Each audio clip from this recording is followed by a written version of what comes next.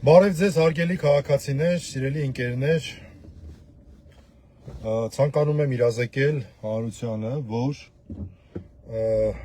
այսօր տեղի են ունեցել մի շարք վկայի կարգավիճակով հարցաքննություններ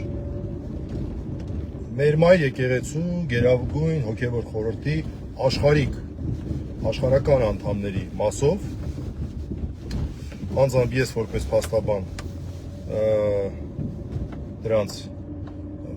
երկու հարցաքննության մասնակցել եմ, քանի որ տեսայելի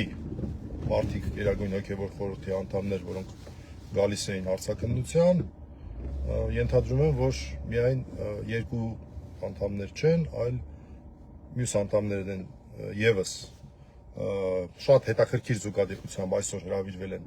վկայի կարգավիճակով հարցաքննության, այն նույն ժամին, երբ որ պետք է ընթանար Գերագույն հոգևոր խորհրդի նիստը, եւ ըստ էության սա նույնպես եղել է միջամտություն Գերագույն հոգևոր խորհրդի, այսինքն մեր մայր եկեղեցու ներքին գործերին, անուղղակի միջամտություն իհարկե, բայց այնուհանդերձ միջամտություն, որևէ հրատապություն ես չեմ պատկերացնում եւ չեմ կարծում, որ որևէ մեկը պատկերացնի, ինչևէ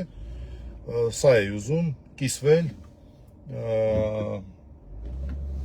հանրության հետ, սա կարևոր տեղեկատվություն է, որպեսզի մենք պատկերացնենք, որ այս քաղաքական իշխանությունները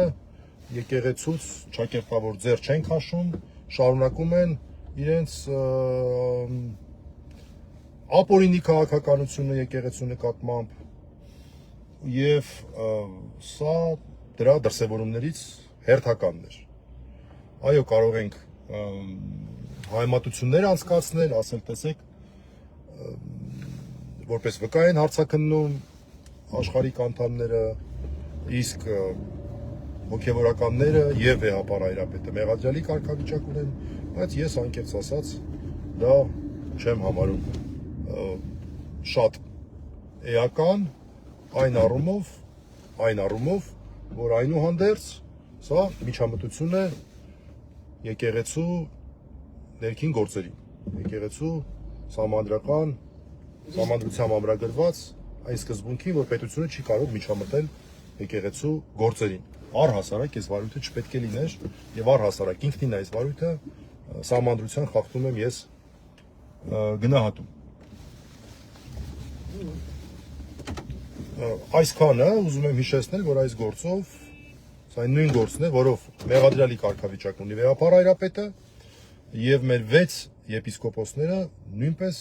Գերագույն հոգևոր խորհրդի անդամները ունեն մեղադրյալի կարգավիճակ։ Հովնան Սրբազանը, Հայկազուն Սրբազանը,